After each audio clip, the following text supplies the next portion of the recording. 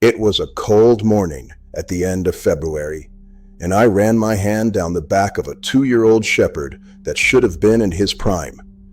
He ate 2 full bowls a day, and he was wasting away under my fingers anyway. You could feel his spine too easily. The thighs that should have been thick and round had gone flat and stringy. His shoulders had thinned out. His coat had lost its shine right over the hips. And he tired on the second pass through the field when he used to go all afternoon. Here is the thing most folks miss. That dog was not skinny. His belly even looked full. He was losing muscle while he kept eating.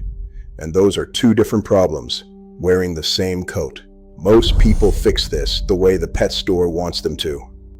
You walk in, you grab the bag with the wolf on the front and the big number that says 30% protein, and you pay $70, $80, sometimes $90 for it. Then you do it again a few weeks later.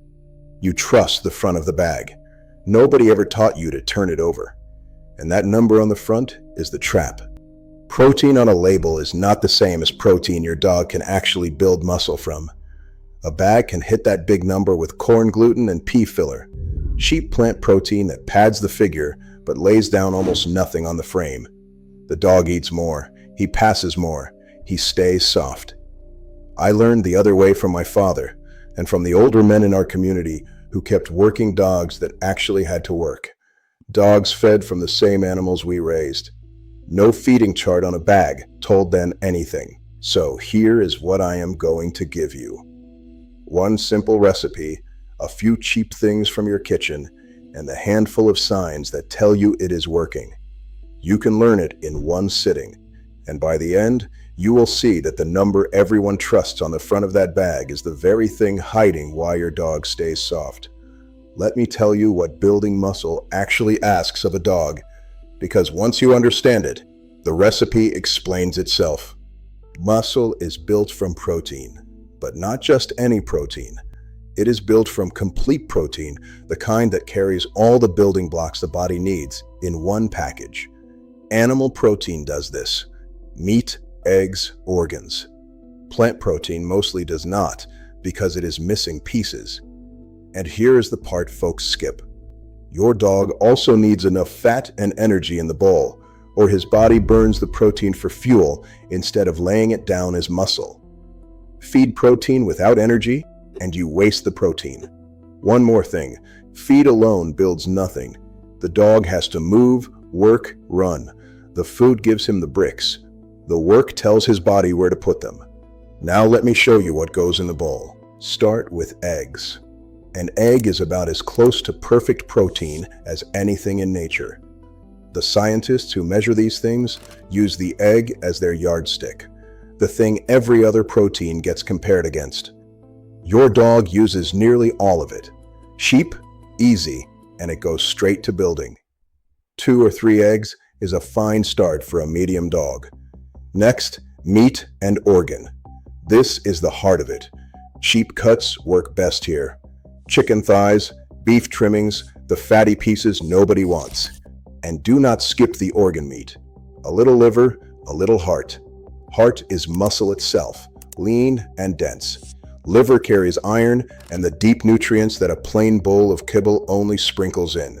A pound of cheat meat with a few ounces of organ mixed through is the muscle builder of the whole recipe. Then a starch for energy. Cooked rice, plain oats, or a boiled potato. This is the fuel that protects the protein. Without it, the body raids the meat for energy, and there is nothing left over to build with. The starch is not the base of the meal. It is the support. Keep it to maybe a quarter of the bowl, no more. Add a little fat, a spoon of the grease rendered off the meat, or a small pour of plain oil. Fat is dense energy, and it does 2 jobs at once. It frees up the protein to build muscle, and it puts the shine back in a coat that has gone dull. Dogs are built to run on fat. Use it, and if you want 1 cheap extra, stir in a spoon of plain yogurt or cottage cheese. More complete protein, easy on the stomach, and most dogs take to it fast. So the bowl, plain and simple. Lean heavy on the meat and eggs. a bit of organ for the dense nutrition, a quarter starch for energy, a little fat over the top. That is the muscle recipe. Now the cost, because that is the promise in the title. 2 or 3 eggs runs you under $1. A pound of cheap meat and a few ounces of organ, $2 to $3 depending on your butcher. A scoop of rice or oats, pennies. A spoon of fat, near nothing. Call it about $4 for a full day's feed for a medium working dog. That same dog on the premium bag with the wolf on the front costs you more, and you are paying for filler and a label. Here's how you make it. Cook the meat through. Cook the eggs. No raw for a general audience. I will be honest with you about that. Raw feeding has its own rules and its own risks, and this is not the video for it. Boil or bake the meat and organ until done. Scramble or boil the eggs. Cook your rice or oats soft. Mix it all together with the fat stirred through, and let it cool before it ever touches the bowl. A hot bowl helps no one. Portion it by the dog. A rough start is about 1/4 to 1/3 of a pound of this food for every 10 pounds the dog weighs, split across 2 meals. Then you watch him and adjust. A working dog in winter eats more. A couch dog in summer eats less. Let his body tell you. And do not switch him over all at once. Take a week. Start with 1/4 of the new food mixed into his old, then half, then more, until he is fully across. Rush it and you will spend the week cleaning up a loose stomach. Slow is kind. Cook in batches. Make 3 or 4 days at once. Keep it in the refrigerator and freeze the rest in meal-sized portions. Pull it out the night before. It keeps as well as anything you would feed your own family. Now, I owe you the honest part. The same way I always do. This recipe builds muscle. It does that job well.